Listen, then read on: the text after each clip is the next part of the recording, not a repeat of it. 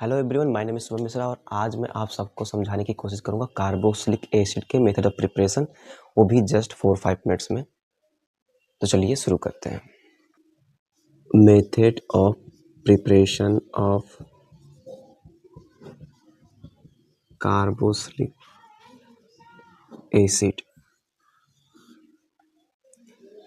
पहला तरीका है, आप रिड्यूस करके बना सकते हो किस किस चीज़ को। तो आप 1 डिग्री एल्कोहल ले लो, या फिर आप एल्डिहाइड ले लो, या फिर ईस्टर ले लो।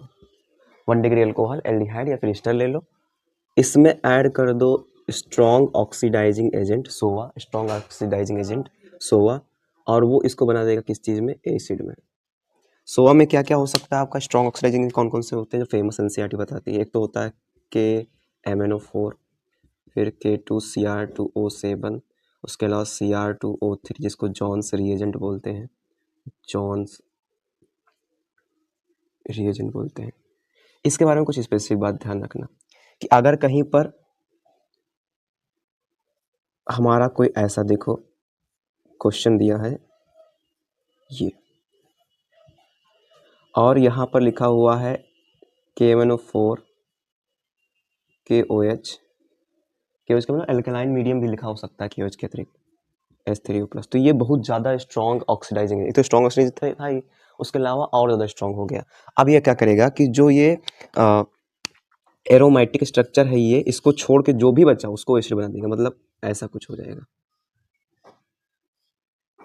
इसको छोड़ दे एरोमेटिक को, और उसके बाद जो बचा ये हिस्सा ऊपर का उसको बना दिया एसिड, बेंजोइक एसिड बन गया। ध्यान रखना है ये तभी काम करेगा जब वहाँ पर अल्फा एच होंगे, तब अल्फा एच इंपॉर्टेंट है होना। तो ऐसा ही एक क्वेश्चन जेईई मेंस में आया था, उस प्रीवियस क्वेश्चंस को हम देख लेते हैं, इसी कॉन्सेप्ट पे बेस्ड है। तो आपको और अच्छे से मेंस का, जेईई मेंस शायद 2023 का सवाल था।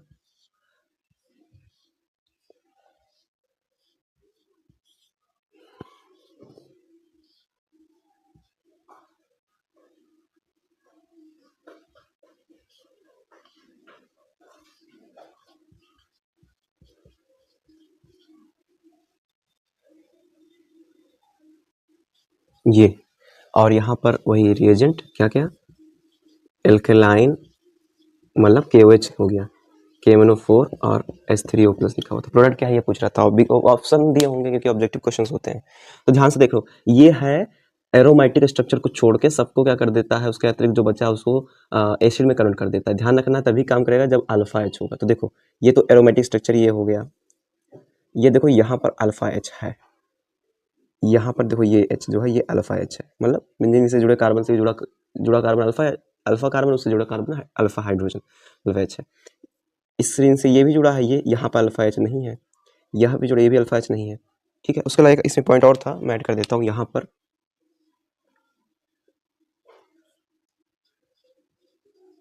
ये भी था, ईस्टर भी था। अभी जानते हो ईस्टर को भी ये सोवा होता है, तो इसको भी एसिड में कन्वर्ट कर देता है। तो आपका जो लास्ट प्रोडक्ट बनता है वो कुछ ऐसा बन गया। ये जो फाइनल प्रोडक्ट बना ये अल्फा एच था, तो इसको उड़ा के इसके जहाँ पे लगा दिया एसिड। ये भी अल्फा एच को इस पूरे को उड़ा के लगा दिया इसके जहाँ पे एसिड।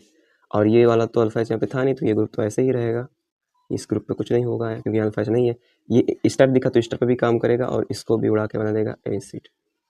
तो ये आपका फाइनल आंसर इसका हो गया। तो दूसरा तरीका आपका हो गया, आप इसको ग्रिग्नार्ड से बना सकते हो, यानी RMgX लिए इसको ग्रिग्नार्ड रिएजेंट बोलते हैं। इसका रिएक्शन आप करा दोगे ड्राई आइस CO2 जिसको बोलते हैं ड्राई आइस, बहुत इंपॉर्टेंट है, ड्राई आइस और H3O+ डाल दो, हाइड्रोलिसिस कर दो, ड्राई आइसिस प्लस हाइड्रोलिसिस करोगे तो बस कुछ नहीं, इसका RCOH बन जाएगा। बहुत सिंपल, याद रखना है इसको। ये हो गया दूसरा तरीका। तीसरा तरीका आपके पास चाहे RCN हो, है ना, या फिर आपके पास RC डबल बॉन्ड OZ। ये क्या है, ये एसिड में से OH हटा दिए हो तो उसका ये डेरिवेटिव का दिखाने का तरीका। यहाँ पे जो लगाओगे वो ऐसा डेरिवेटिव बनेगा। तो इसको अगर आप करोगे हाइड्रोलिसिस या कंप्लीट हाइड्रोलिसिस बोलो, तो कंप्लीट हाइड्रोलिसिस मतलब H3O+, तो बस ये हटेगा और बन जाएगा RCOOH बन जाएगा। ये ध्यान रखना हमेशा। जब ये RC इस यहाँ पे देखो तो यहाँ क्या क्या हो सकता है, पहले ध्यान रख लो। तो Z के लिए अगर आप लेते हो OR तो उसको बोलते हैं ईस्टर। ठीक है, Z के लिए अगर आप लेते हो हो कोई हैलोजन यानी क्लोरीन, ब्रोमीन, आयोडीन, फ्लोरीन, तो उसको आप बोलते हो एसाइल हैलाइड या एसिड हैलाइड भी बोल सकते हो। उसके अलावा COR लोगे वो भी ले सकते हो, तो एनहाइड्राइड बोल दोगे ना, अगर जेड बराबर OCOR तो इसको बोलोगे एनहाइड्राइड, एसिड एनहाइड्राइड, ऐसे होते हैं। और हाँ, अगर जेड बराबर आपने NH2 ले लिया यहाँ पर NH2 तो उसको बोलोगे अमाइड, एसिड अमाइड, ऐसे होता है। तो ये जो ईस्टर वाला केस है बहुत स्पेसिफिक केस के बारे में एनसीईआरटी बात करती है। यानी जो ईस्टर, तो ईस्टर के लिए अगर मान लो ये हिस्सा आपने ईस्टर ले लिया तो ईस्टर के लिए क्या होता है, ध्यान रखने वाली बात, 2 कंडीशन दी हुई है। अगर इसका आप एसिडिक मीडियम में ये चीज़ करोगे, हाइड्रोलिसिस करोगे, एसिडिक मीडियम में हाइड्रोलिसिस करोगे तो डायरेक्ट एसिड बनता है, डायरेक्ट एसिड बन जाएगा। देखो भाई सीधी बात है, आपको एसिड बनाना था, पहले से आप एसिड मीडियम में है तो डायरेक्ट एसिड बन नहीं जाएगा। मतलब आपके घर में पहले से ईंट रखी हुई थी, आपको घर बनाना था तो डायरेक्ट घर बन जाएगा, दीवार खड़ी हो जाएगी। दूसरा कंडीशन है कि आपने बेसिक मीडियम में या एल्कलाइन मीडियम में, बेसिक मीडियम में अगर हाइड्रोलिसिस कराया, किसका, ईस्टर में का हाइड्रोलिसिस किया, बेसिक मीडियम में अगर हाइड्रोलिसिस किया तो आप देखो उल्टा काम कर रहे हो, यानी ईंट की कमी होगी तो बाहर से जाना पड़ेगा। तो पहले क्या बनेगा, फर्स्ट साल्ट बनेगा, पहले साल्ट बनेगा फिर एसिड बनेगा, यानी एक स्टेप बढ़ जाएगा फिर एसिड बनेगा।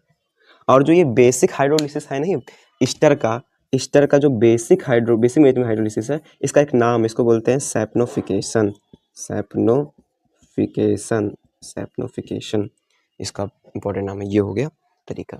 उसके अलावा एक पॉइंट इसमें और बचा, भी हो गया आपका ये खत्म कि पार्शियल आपका बोल दिया, तो अगर RCN लिए और इसका करा दिए पार्शियल लिखा हुआ तभी पार्शियल हाइड्रोलिसिस, तो आपका ये RCONH2 बन जाएगा, अमाइड बन जाएगा।